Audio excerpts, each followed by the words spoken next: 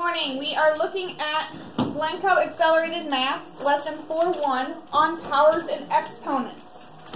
So, Chapter 4 is all about rational numbers and exponents. So, that means we're going to be using our exponents in this chapter.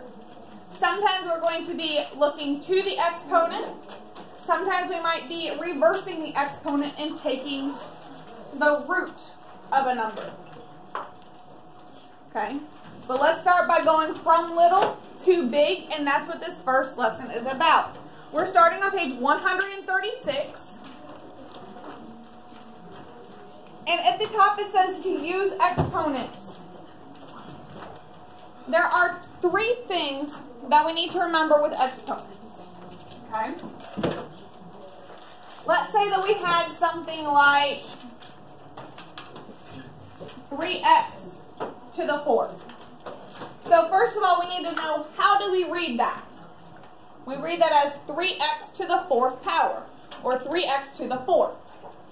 This 3 we call a coefficient.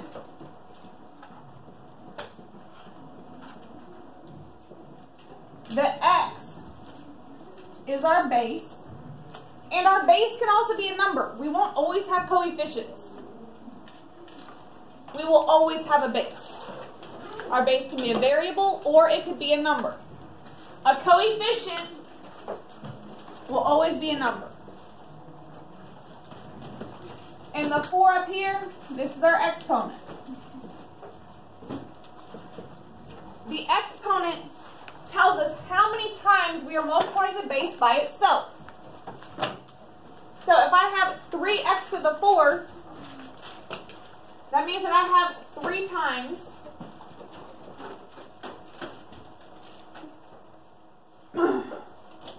3x times 3x times 3x times 3x.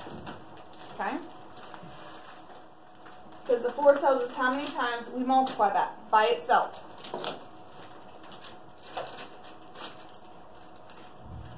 With what we're doing, we're going to be referring to our exponent and our base. Let's look then. Actually, let's wait. Are there any questions so far? Okay. If we look at the right-hand side under the pink box, it says use exponents. It tells us how to read and write powers.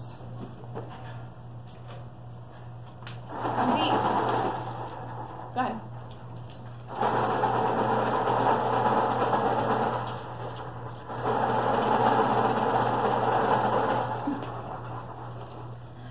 Okay. If we look at the 5 with an exponent of 2 and 5 with an exponent of 3, an exponent of 2 we also call squared. An exponent of 3 we also call cubed. Everything else is to the second, to the third, to the fourth. And we can include the word power at the end of that if we wish. But we need to remember that to the second power and squared mean the same thing, and to the third power and cubed mean the same thing. Alright? Is there anywhere that we've heard something squared or something cubed before? Yes, sir? Geometry. In geometry, what would we square? How would we have units squared? Yes, sir? Area. Right, when we find the area of something, our units are squared. What about cubed? Go ahead. Volume. And we will get to those things later this chapter. Not this chapter, later this year. We'll talk about area and volume. I know you don't want to, but we're going to. Alright, let's look at example 1. But I want to look at 1b. I want to look at example 1b. Can someone please tell me, what does example 1b say?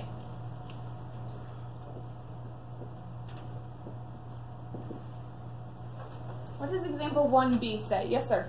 X times X times X times X times X. No, sorry, that's the got it part. Look above that. Yeah. Oh, The other 1b. Yeah. Oh. There are two 1b's. You mean K plus Yep. 2? K plus 2, K plus 2, K plus 2.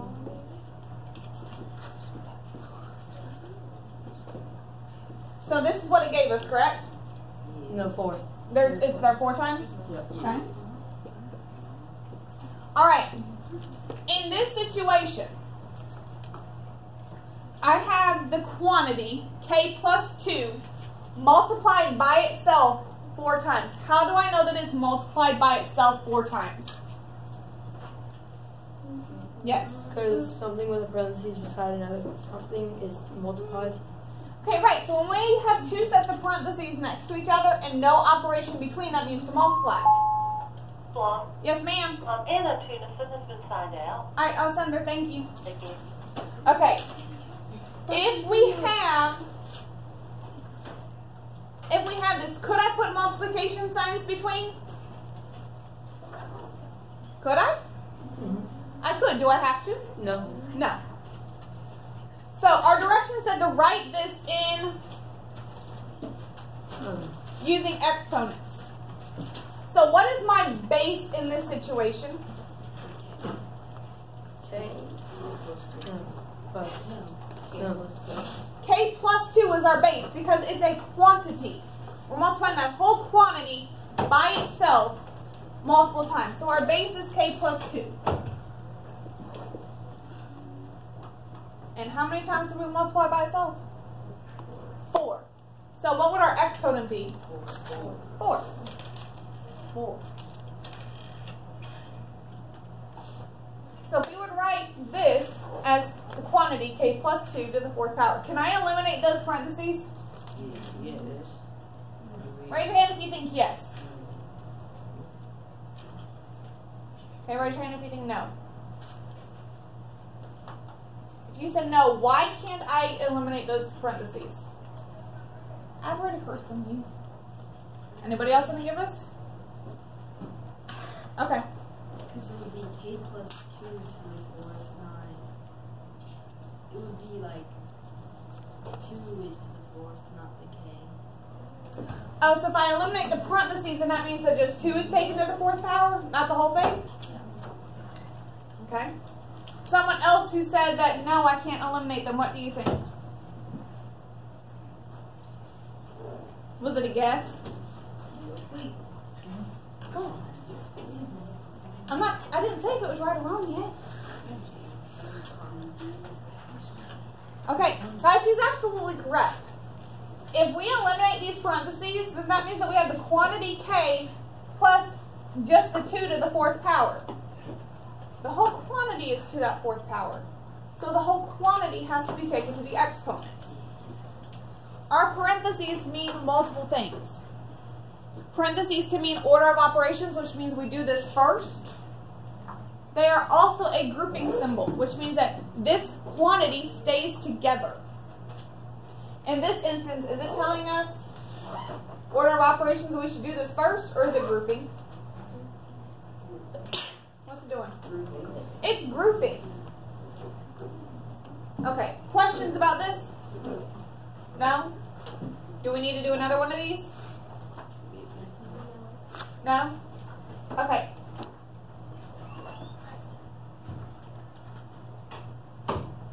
Alright.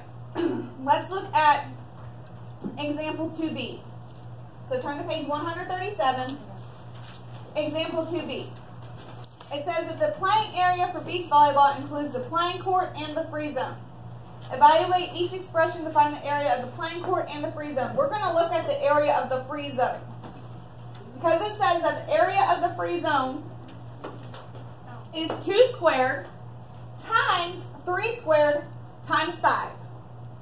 2 squared times 3 squared times 5. We want to evaluate that quantity. We want to figure out just how much that area is. So,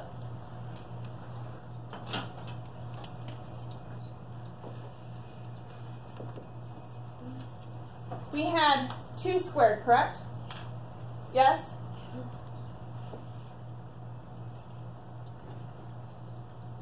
Times what?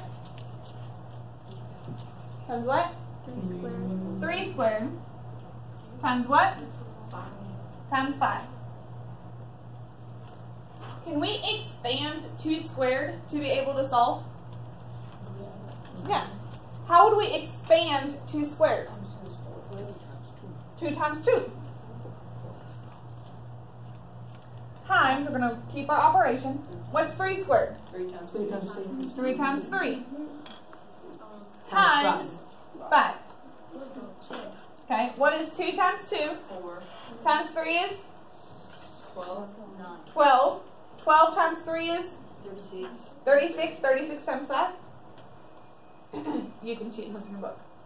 And 36 times 5 is 100. Yeah. 180? Yeah. I actually did it on my head. Okay. So, sometimes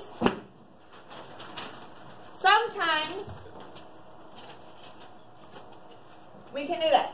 The other way that we could do this, do we know what 2 squared is equal to? Yeah. Do we know what 3 squared is equal to? Yes. Do we multiply that by 5? Yeah. Yeah. With little numbers like this, that's easy. If we had something like 2 to the 4th power, 2 to the 7th power, do you know what 2 to the 7th is off the top of your head? Yes. Yes. We'd be doing a lot of multiplication in our head. So, sometimes it makes more sense to expand. Sometimes we can do it in our head. Okay? Use what makes sense. Don't try to do 17 to the 3rd in your head. Because we don't know our multiples of 17 in our head. Yes, we do. I believe so. I believe so. 149. Okay. Does everybody see what we did there? Yes? No? Yes. Maybe? Yes. We could do this again? Yes. Okay. Now there's one more thing that I want us to go over before I set you free today. I want you to look at example 3. Because example 3 has that substitution with variables. And I know that sometimes we don't like that. So what does example 3 ask us to do? Someone raise a hand and tell me, what does example 3 ask us to do? Go ahead. 3. X squared plus y. Okay, so we're finding x squared plus y cubed. Can I simplify x squared plus y cubed? Can I do anything to that without having any numbers? No, I cannot. I cannot do anything to that unless I have numbers. So, they were very nice and they gave us numbers.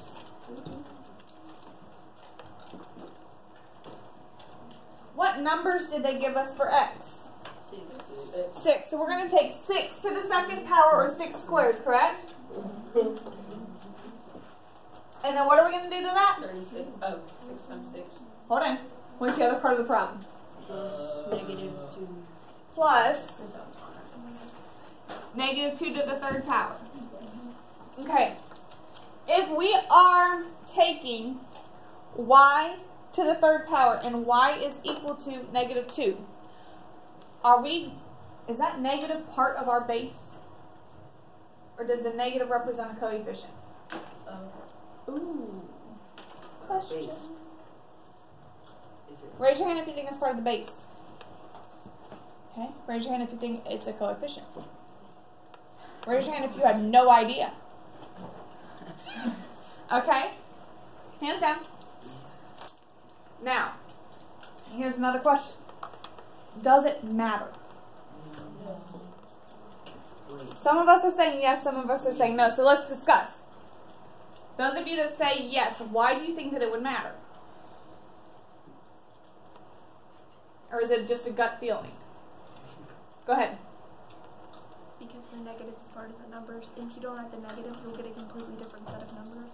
Okay, so she said because the negative is part of that number. And if we don't include the negative, then we're going to get a totally different answer. When we are multiplying, if our exponent is even, that would say that we're multiplying pairs of negatives together, right? That would mean that our answer if this is part of our base, would always be positive, right? Because we have pairs of negative that would partner off. We had an odd exponent. That would mean that there would always be a leftover negative, correct? That would make our answer negative. Okay? That's if it's part of the base. But what if it's not part of the base? If it's not part of the base, then would our answer always be negative? Yes. Okay. So, that negative being part of the base or coefficient, that's a big deal. Because in one instance, our answer would always be negative. In the other, it could be positive or negative depending upon our exponent. Because negative 2 is our y, and y is what's being cubed, is part of the base. So we need parentheses to show that that the base is negative 2, and we don't have a coefficient that's negative. Okay, does that make sense to everybody? So if we had this, if this was our problem and we didn't have the parentheses, is the 2 negative? If we expanded this, are we taking negative 2 times negative 2 times negative 2? If we don't have the parentheses, we have 2 times 2 times 2, and we make that answer negative. Okay? If it's in parentheses, we have negative 2 times negative 2 times negative 2. So do we see the difference? Yeah. Okay. So, who can tell me what is 6 squared? 36. Remember, we don't multiply the two numbers, we multiply by itself. So that's 36 plus, what is negative 2 to the third power? Negative 8. Negative 8, because we have negative 2 times negative 2, which is a positive 4. Positive 4 times negative 2 is negative 8. Okay? What is 36 plus a negative 8?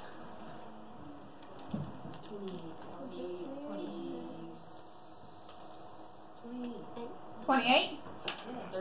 It cancels out. 28. It is 28. Okay. 28. Very good. Nothing like mental math on a Monday morning. Do we have questions about anything? No? We're good to go? Yes. Fantastic.